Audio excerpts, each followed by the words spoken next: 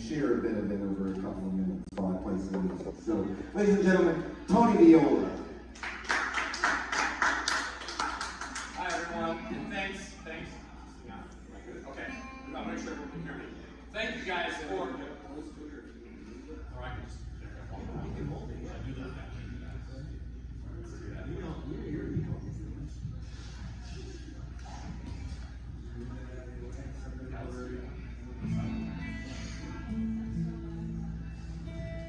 Thank you guys all for coming out tonight. So I guess I have a question for everyone to think about first, which is, do you think in our country, if someone's indicted, someone's charged criminally, is court fair?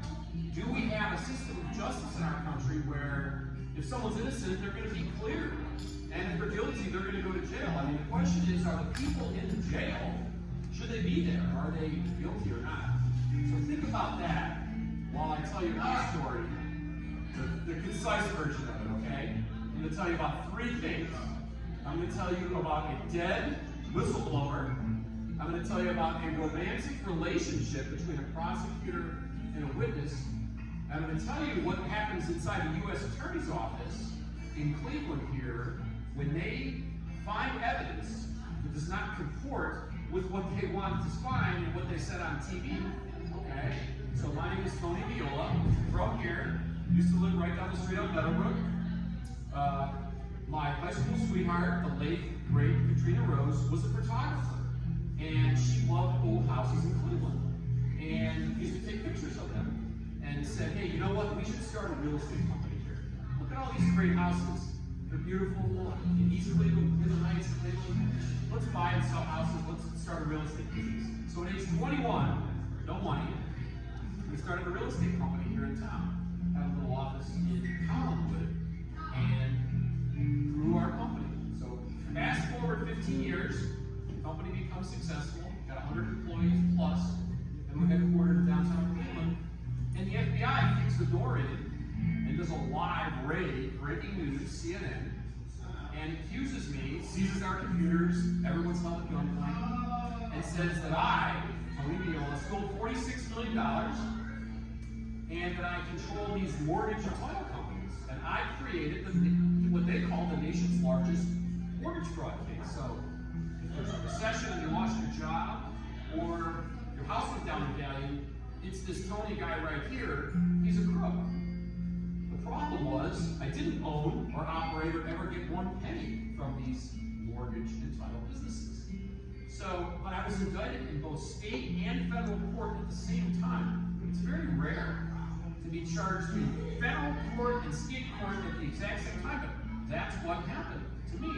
I was a target of the investigation. So I thought court would be fair. I thought that this would work out. That we have an honest day in court, we prepare for trial. So the first thing we did was we asked the government to give us the computers and the evidence from the companies I didn't own so we could show that I never got 1 cent. And if something's wrong, what do you bother me for? I own a real estate company, right? So one day, a guy named Mark Bennett, a federal prosecutor, came to court, and he said, we lost the computers that we seized in televised raids from the companies you don't own, okay?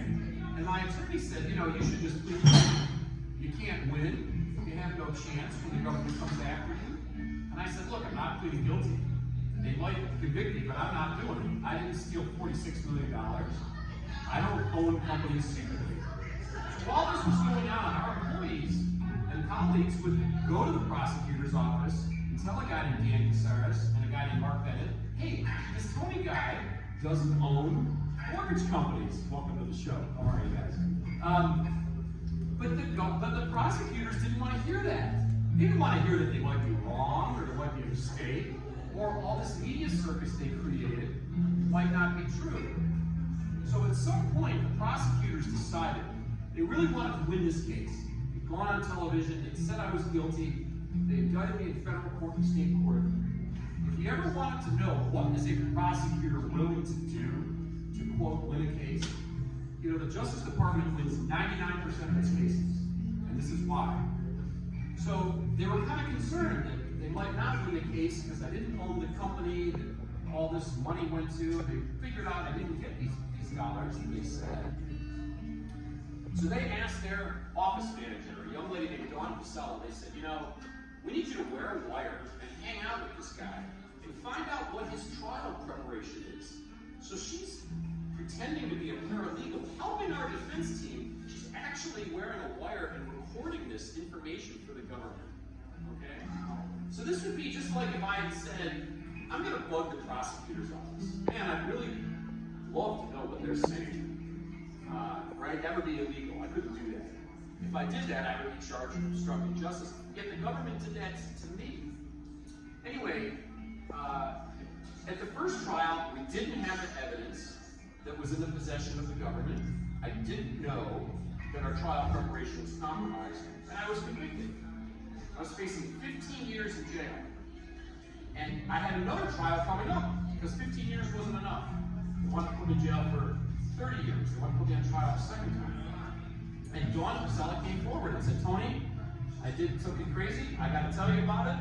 I was wearing a wire. The government's hiding evidence in your case. You're innocent. And I said, really?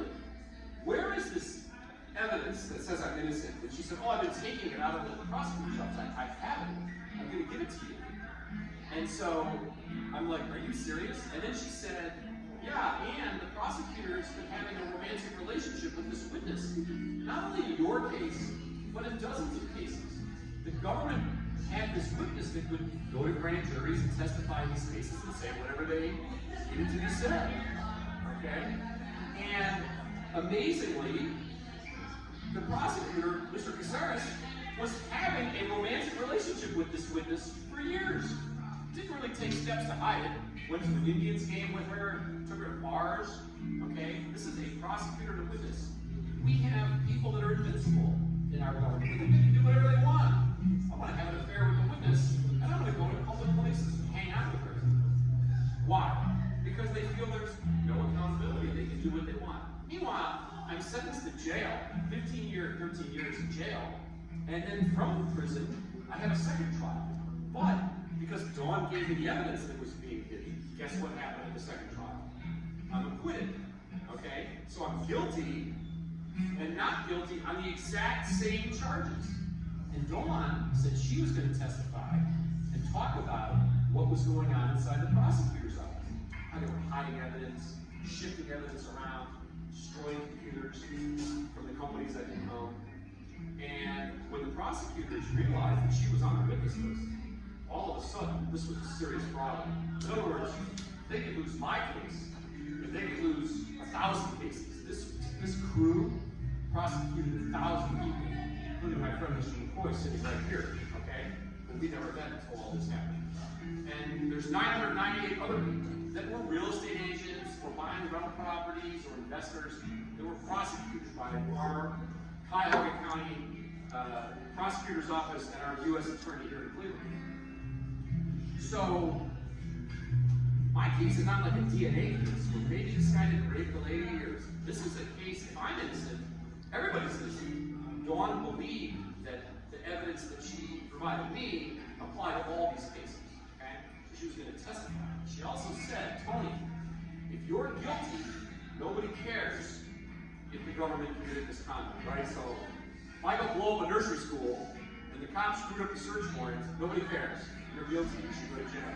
But if you show that you're innocent, and I'll show you how to do it, then I'm going to come in at the end of your trial and explain why all these cases should be thrown out. Well, when the prosecutors figured this out, that this young lady was on my list of witnesses to testify, they threatened her, they threatened her parents, and the day she was supposed to testify, she was found dead in her apartment. And nobody in our government thinks there's anything unusual, that there should be any type of investigation. Anyway, 10 years in jail I served, even though I had established that I was innocent in the second trial, until finally the government, the FBI, admitted making false statements about evidence in my case.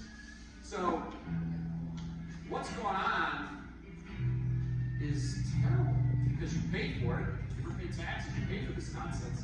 So what are we doing in our country?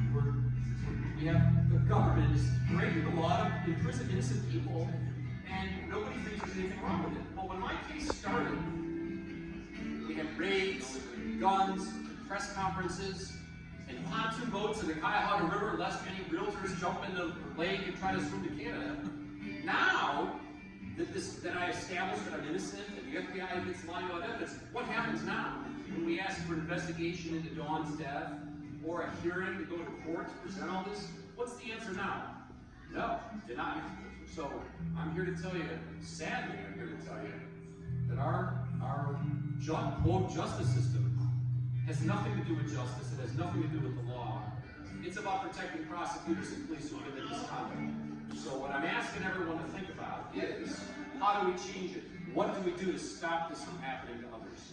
There's a website about my case. It's called freetonydiola.com. We've got a petition on change.org. We're asking people to register and vote. Make sure you support people that want to stop this nonsense.